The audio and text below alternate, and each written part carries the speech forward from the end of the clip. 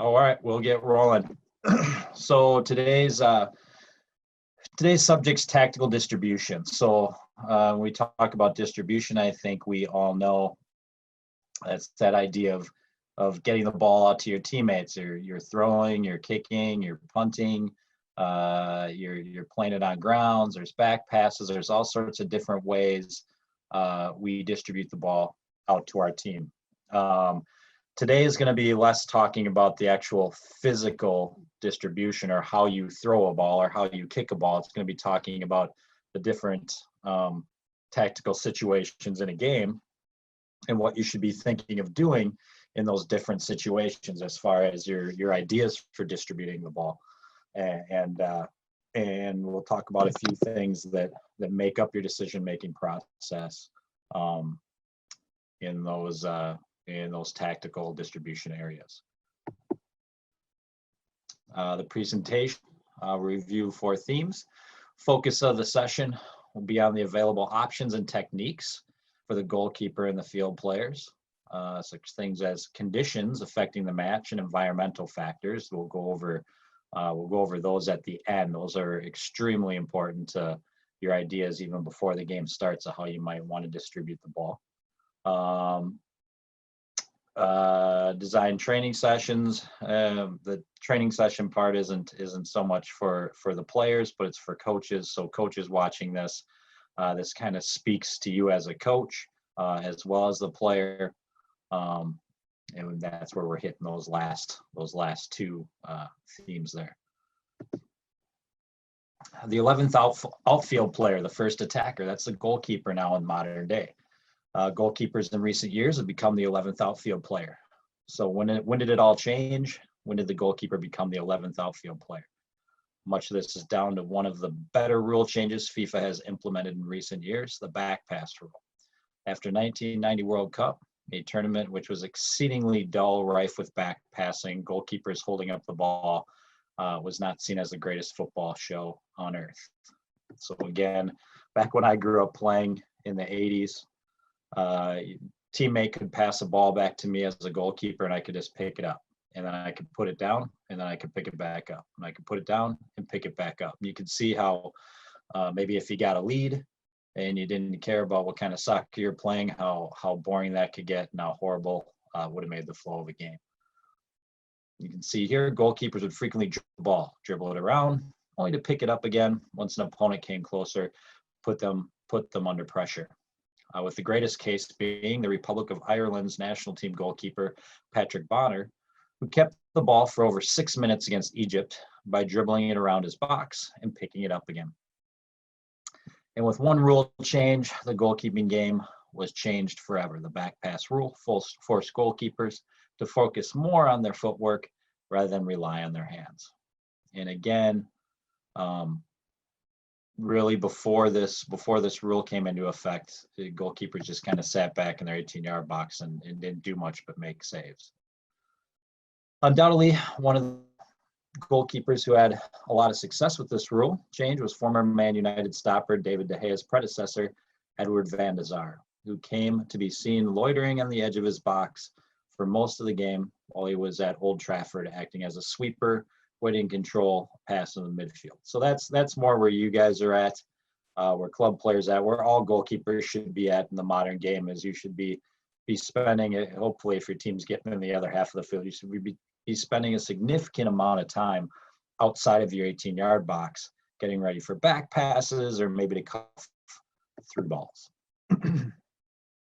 While searching for a goalkeeper, the coach will now undoubtedly have to look for a goalkeeper who is comfortable with the ball at his or her feet, which is now an important criteria for a world-class goalkeeper.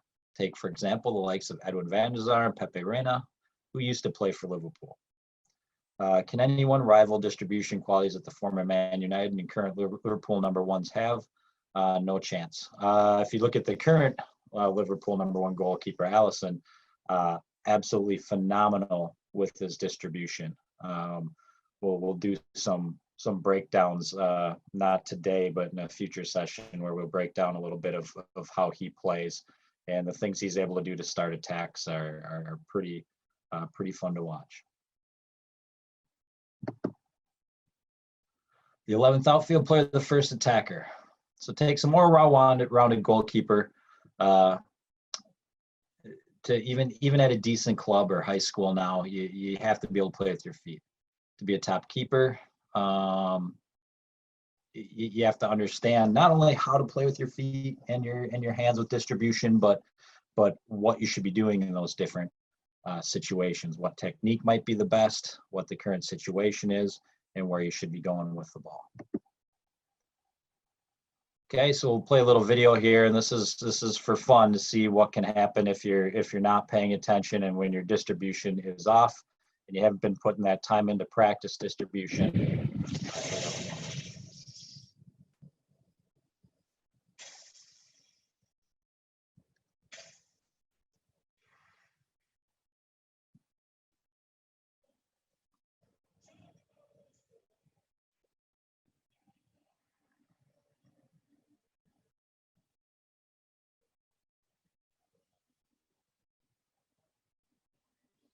Whoops.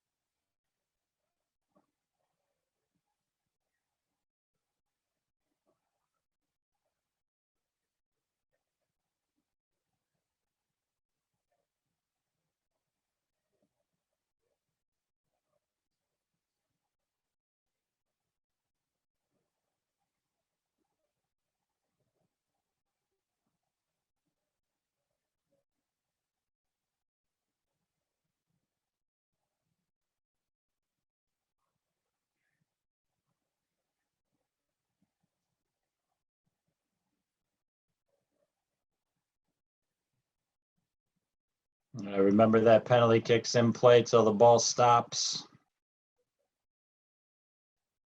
Not so much distribution, just a mistake there.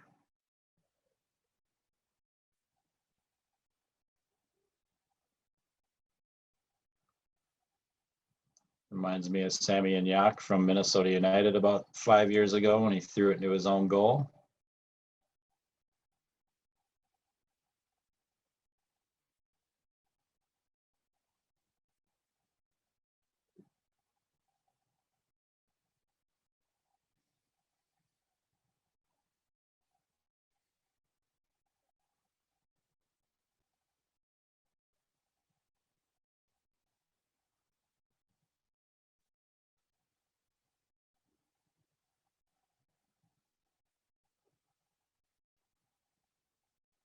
Don't even know what to say about that one.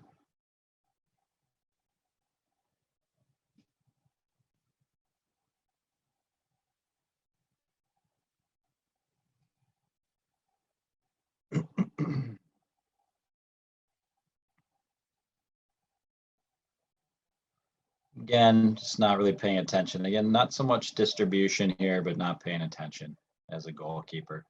Most of these are distribution related, but some of them are just not quite being engaged in the game. I don't even know. I think that guy could try doing that 100 times and not be able to do what he just did here.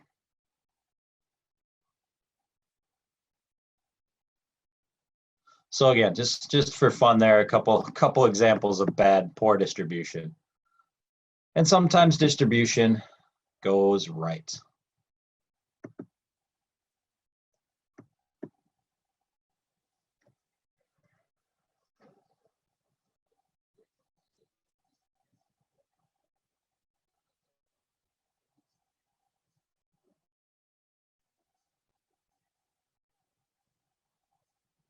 So again, there, most important part of that whole play was Tim Howard making a save and immediately knowing where he was going to distribute the ball out to midfield to Landon Donovan. And that was a goal that kept United States in that World Cup.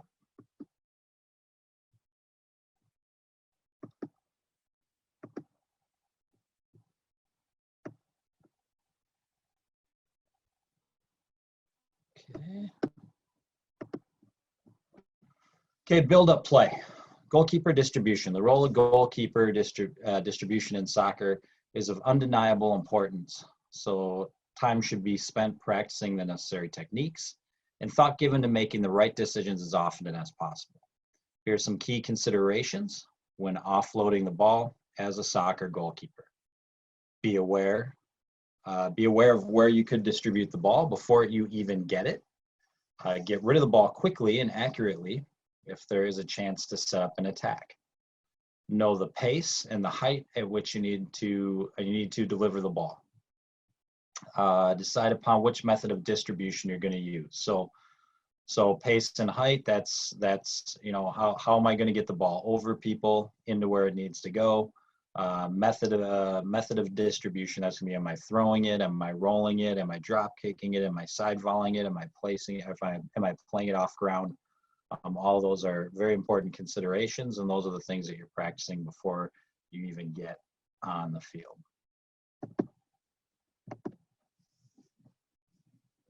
Delineate the various ways that a build-up starts from the goalkeeper. Ball in hands, back passes, or dead balls. Examine the tactical roles of the players in the lines, rows, and individuals successfully building from the goalkeeper up, as well as specific technical imperatives for these build-ups. Assess and discuss game condition factors, field condition, weather, time, score, why to build up, design training sessions that build on those theories. Okay, so here we go, build up from the goalkeeper's hands. So this is when you've made a save, had a ball come back to you, you have it in your hands. Choice to roll or throw, medium or long, kick long early, hold late. If building, roll or throw are likely options. Ability to roll or throw accurately is imperative. Wide back. So we'll talk a lot here, kind of what your team needs to be doing as well when you're trying to implement any of these distribution tactics. There's objectives that your team need to be pulling off in order for them to happen. So not only do you need to know what you're supposed to be doing as a goalkeeper, but within your team practices, you need to know what your defense is supposed to be doing. You need to know maybe if your outside back isn't getting wide at the right time, that you can't play the ball there. And then you're going to have to be vocal and tell that player to get to the appropriate place next time, so you can maybe build and do the things that you've been doing in practice. So wide backs generally need to peel out, create width, and get an early ball if possible. Goalkeeper moves to open up a lane. Ability to receive and be ready to pass dribble immediately is a must. Midfielders need to position in open lanes initially in preparation preparation of support around a ball that is rolled wide. Forwards need to stretch the play upfield for possible penetration. So you can see, you already have an idea. Middle of the field's trying to find lanes to open up to. Your outside players are trying to create width, and your attacking player, your forward or your two forwards, generally are trying to press upfield and stretch that back line to give some space between you and them for the rest of your team to play in.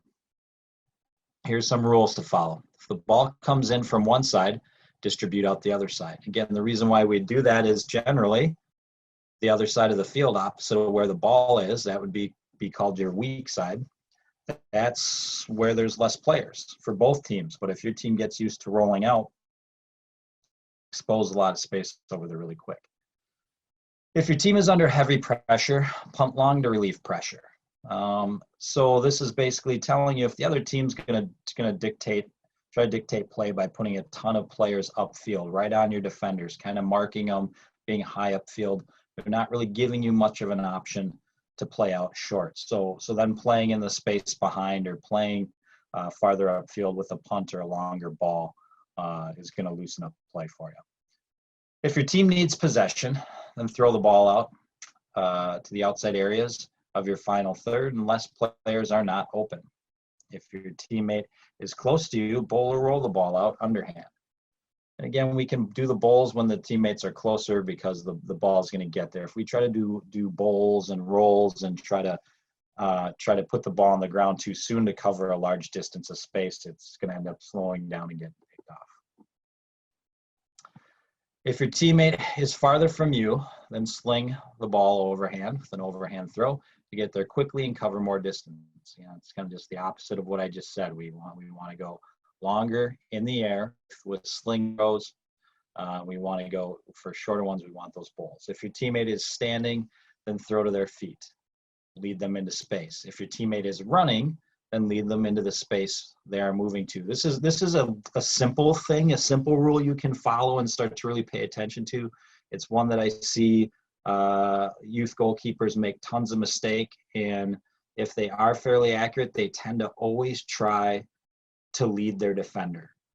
They're always trying to put it in the space in front of them. And again, if my defender's just standing out wide with their hips square to me, and I'm throwing the ball in front of them, generally I'm just giving them less time to deal with the defender that's going to be coming at them. So if they're just standing there facing me, I'm going to put it right at their feet so they can deal with it and make a decision to go backwards, forwards, what have you.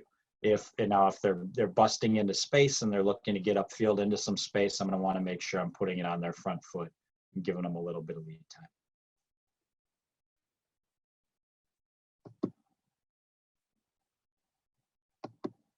Okay, build up from a pass to the goalkeeper. So this is a back pass, or maybe pass from outside the box, maybe a little deflection that you're not sure about that comes off of your teammate. And again, remember, if it's a non-intentional deflection off of your teammate, you can pick those up. A headed ball, you can pick those up. A ball that's played off the chest, you can pick those balls up. But if a ball is purposely passed back to you by your defense, that's where you're going to have to just play with your feet and not pick it up. But these are a build up from a pass to the goalkeeper. There's various choices to consider. Pass or clear if pressured hard. Pass long if no sure targets are in the final third. Play back into the same lane the ball came from. Change the direction of the buildup. The goalkeeper's ability to pass on the half touch is imperative. What is the half touch? That's basically it's basically you being able to get a ball off in very little space. So we're not going to have time all the time to run into a ball and just kick it as hard as we can. We're not going to have time to take a big touch so we can clear space to get a big leg swing. We're going to need to be able to essentially just move the ball maybe 6 inches and be able to clear that ball or pass it to a safe space or a player with very little leg swing or time to do it. Pass or clear if pressured hard. I think that's where we're reading. If we see an option and we're pressured hard and we can get the ball there based on how it's coming, we can go ahead and do that. Otherwise, it's about getting through the ball and getting it away from that pressure. And then it'll be playing to the same lane versus changing the direction of buildup. We'll talk about that a little bit. When the ball is passed back, if defenders need to assess the risk, and if possible, create width with the wide backs and create support. Usually center backs, as the ball is traveling, must be able to receive and play assuredly. Passes must be ready to play.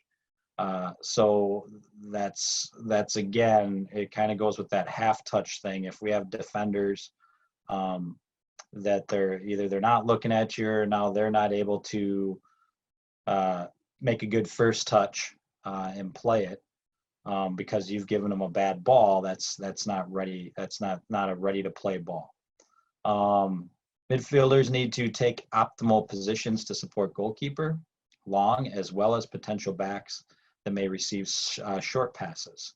So again, your midfielders are looking to open up in those lanes in the middle of the field, sometimes short, sometimes long, and they have to be ready to play with you or your defenders. Forwards and strikers need to stretch the field and assume optimal positions for long outlet passes. And again, all these are reoccurring. Your defenders are giving you width. Your midfielders are looking to expose lanes and get past people's backs, but still be able to support you and your defense. Your forwards are looking to stretch downfield to give some space to plan.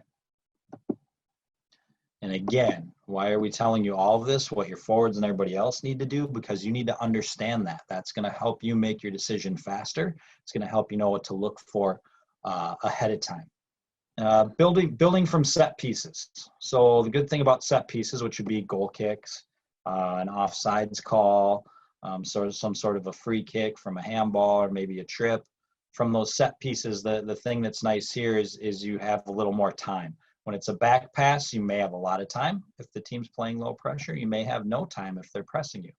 But from a set piece, we know we can take our time, analyze what's going on in front of us, see if what we've worked on in practice is on from a service point, and from there we can make a decision with pretty low pressure.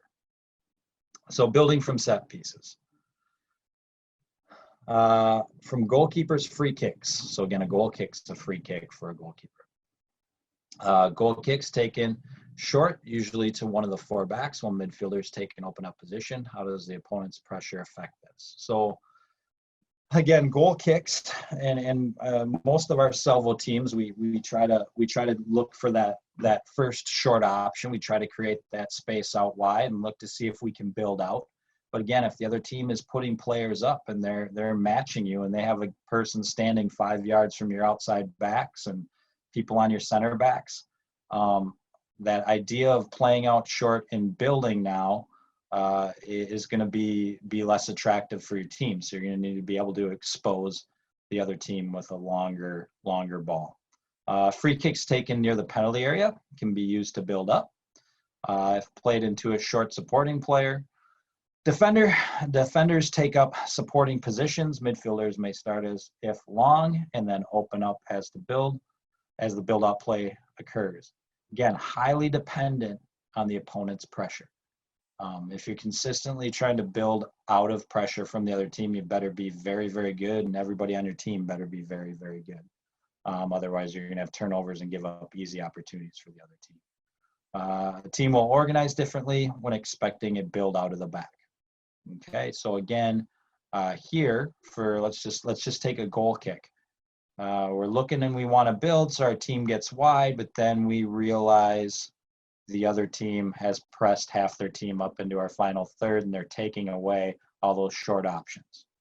Okay, how might we organize differently now? Well, now we might need to tell our team to get up and in or get upfield and give them the time to do that, so we can play a longer ball over that defending team that's putting a lot of pressure on and expose their back line more, beyond their back line more.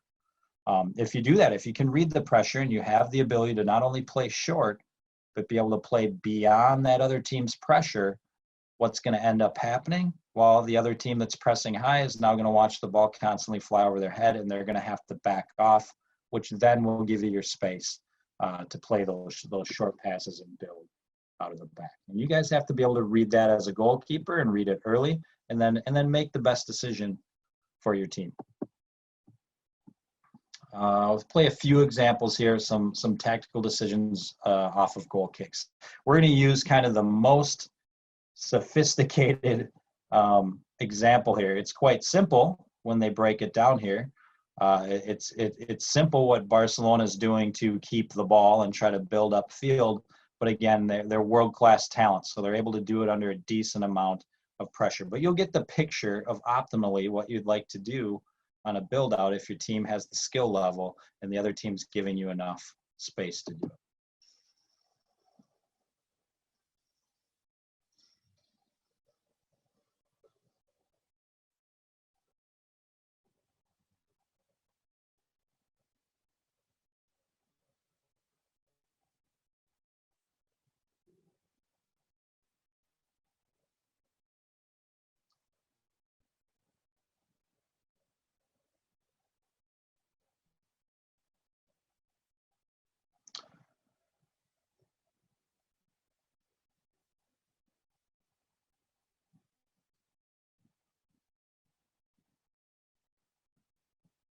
So what you saw there was Barcelona keeping the ball back in their defensive third, waiting for a player from the other team to step out of position so they can start moving upfield. And again, they're playing a couple little risky balls, but for them they're not risky.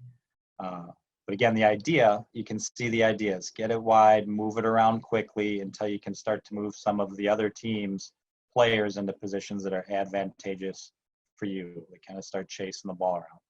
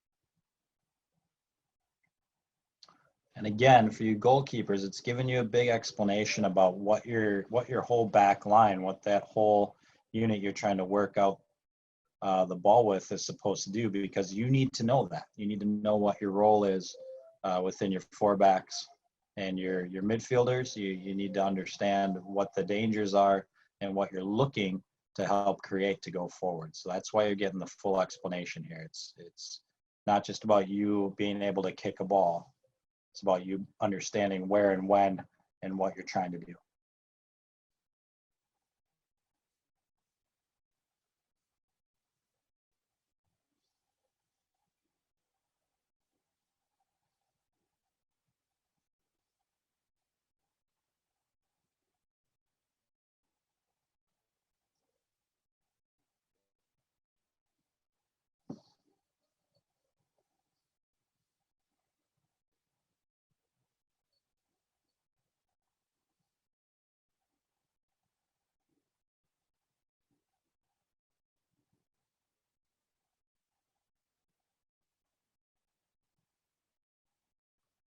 So again, a lot of your cues of what to do ends up being how the other team is moving based on where you're moving the ball. And once you see certain people move out of place, like they do here, that's when they decide to go forward into the space that they've created by moving that player out of place.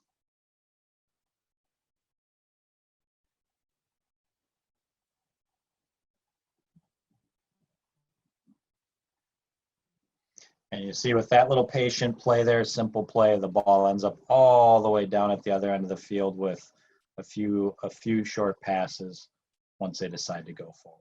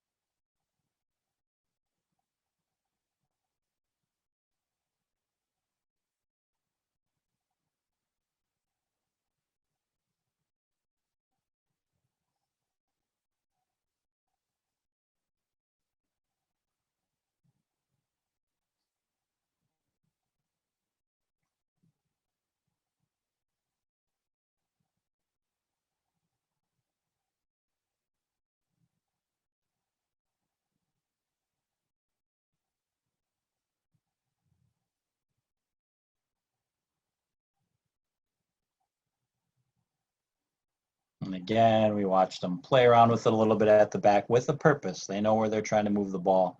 Once they see their opening created, there they go down the field.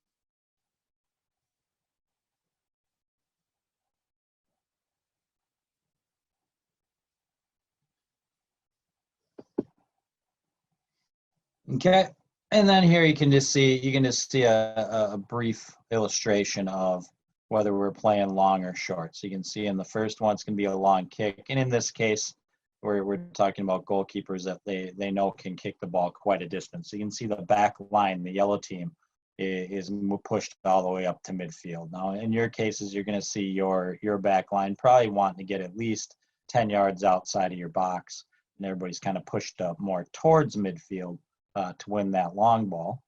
And we want to give our team time to do that. That's that up and in or up and wide. And you guys as goalkeepers really making it clear where you're going to play that long ball and making sure that you have teammates there. When it comes to playing one long like this, and we're just going to kick it kind of as far as we can, we want to make sure that we give our team time to condense so they can win the ball. Then on the other hand, there's that playing short. And you can see on the right-hand side of your screen there, the yellow defensive players have come back in around the box a little bit more to receive that short pass.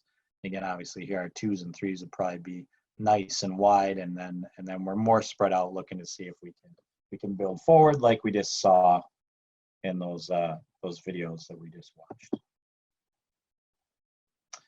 Factors affecting buildup from the back. Okay, so these are those environmental factors. And when I say environmental factors, I'm not just talking about the wind, but I'm talking about the tactical environment and what's going on in the game. So field conditions. Okay, this is probably the biggest one you guys and gals will have to deal with is in general. And we're maybe a little bit more lucky at Selvo because we do have good fields for our club, but that's not always the case. And most of the fields you're going to play on are very all over the place. Grass is generally far too long. There's uneven patches. Some fields are really, really spacious. They're wide and they're long, and other fields are extremely small, narrow and short. Those things affect how you might play. If there's not much width to the field, there might not be a whole lot of area wide to pass the ball. If the field's nice and big, you're definitely going to want to expose those areas. So field condition, the width, the surface, the quality is the first thing you can look at, and you have to be able to change what you're going to do based on what the field conditions present. Weather conditions. So, I mean, we've all experienced this. If I'm a goalkeeper and I'm now playing on a rainy day, we often try to maybe catch the ball a little bit less and we do more punching. So there's those things to consider. But when it comes to distribution, it's going to be, again, we're going to have to watch out for puddles and skipping balls and receiving the ball. We're going to have to watch out for those things when we're playing the ball to a teammate. As far as making saves, again, we have the high wind, so we're gonna have to watch that when we're making saves. And then again, when we distribute, if there's a high wind in our face, what's the best distribution to use? Is it playing short to feet? Is it just keeping the ball in the wide areas of the field? And then vice versa, when the ball is at our back, how can we use that wind to our advantage? Are we looking to maybe play some more long balls because they're going to carry that extra 10 to 30 yards and maybe catch the other team off guard, or be extremely difficult for their team to deal with. And again, the heavy rain, snow on here, it really says it, but heat. Okay, so in the summer, if we're playing in high heat and my team doesn't have very many subs, I'm probably going to take the opportunities I have as a goalkeeper have with the ball and look to hold it a little bit longer before I distribute. And then I'm probably going to look to distribute downfield or to the most open spaces I can, or most open players I can, just to help helping keep my team a little fresher.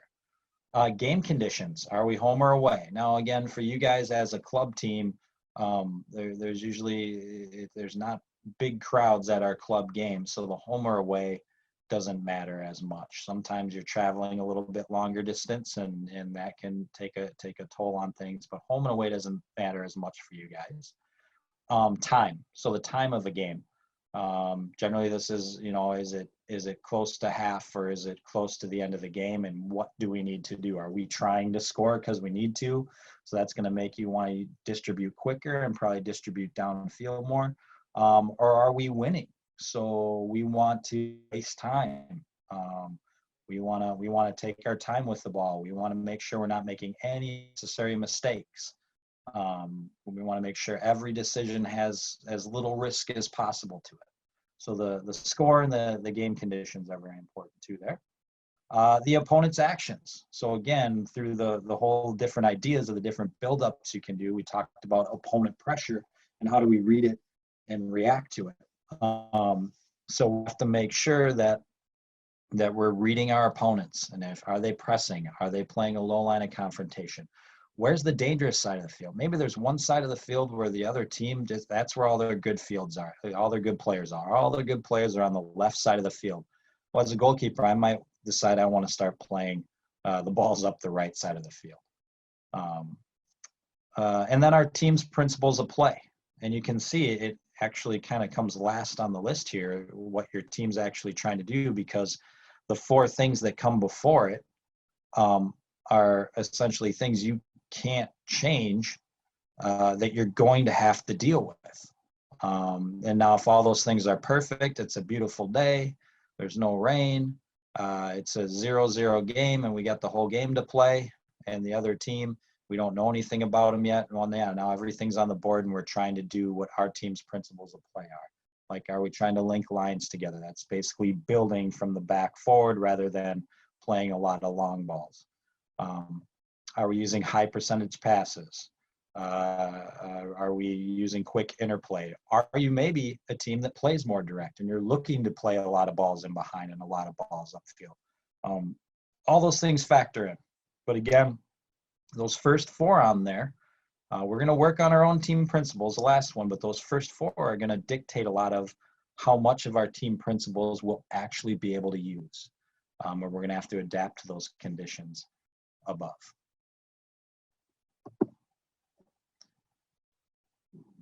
Simple things to consider in a tactical sense.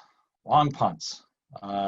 So this is for you again. This is for a coach that would be looking at that. You need to know what everybody's going to do, but you as goalkeepers, in order to know where you're going to play the ball, not just randomly kicking the ball forward or looking upfield and being confused and not knowing what to do, so you just turn the ball over. You need to know these things, these simple tactical ideas. So your forward or forwards should be looking to create an opportunity for themselves. So you're looking maybe for one player that's going to win the ball and the other player is going to be running onto it. That'd be called a knockdown or flick on. Establishing width, we talked about that, getting players into channels for throws and directed distribution via feet from the goalkeeper. So it's our odd players getting wide and our middle players opening up in those lanes beyond people's back. Training individual forwards to receive long distribution. This kind of becomes an issue too, is maybe in practice we don't work enough on a ball that's kicked hard at our players from 20 or 30 yards away, and it might be coming at our waist, it might be coming at our neck, might be coming to our foot, and then how do we receive those? So we need to know, kind of, as a team, we need to train our forwards. We need to train as coaches, we need to train our forwards and train them how to do that. You guys as goalkeepers kind of need to understand maybe what kids are good at receiving those longer hard passes and what kids have a lot of trouble with them. Umbrella, getting midfielders into an umbrella shape to deal with punts and to target players and securing second balls. So again, if we know we're going to play a long punt and we're trying to hit a forward or we're trying to get it into the other team's back line or beyond, our midfielders should be looking, what's the second ball going to do? So it's going to bounce off of somebody, either the other team or us, and where's it going to go? And our midfielders should be creating an umbrella to catch that ball and keep it. And then managing the match. And we've talked about this in other goalkeeping PowerPoints, other goalkeeping sessions, but you as a goalkeeper, the more you know and understand, you can really control the pace of a match by getting rid of the ball quickly or holding on to it longer, moving the ball to the right spaces. So here you can say setting the space. Is the score up? Is the score down? What's the result needed? What's the weather? All the things we just talked about. But it's going to be you, how the officials are calling the match. That's a good one too. It's going to be you as a goalkeeper using your knowledge to understand now what is the right thing for me to do. And again, when you're younger, you don't have a ton of experience. This is a little more difficult. And you're going to make mistakes, and that's fine. Hopefully you are pressing things a little bit, trying to do your best, and you do make some mistakes. It's the only way you're going to get better. But as you get older, it makes more and more sense, and you realize how much of an impact you have on the game, not only just from a save standpoint, but that ability to control the pace of the game when the ball does come to you.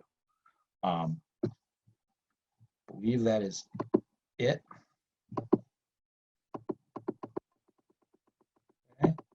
I'll give you a few seconds here. Is there any quick questions from you guys? If not, that is okay also.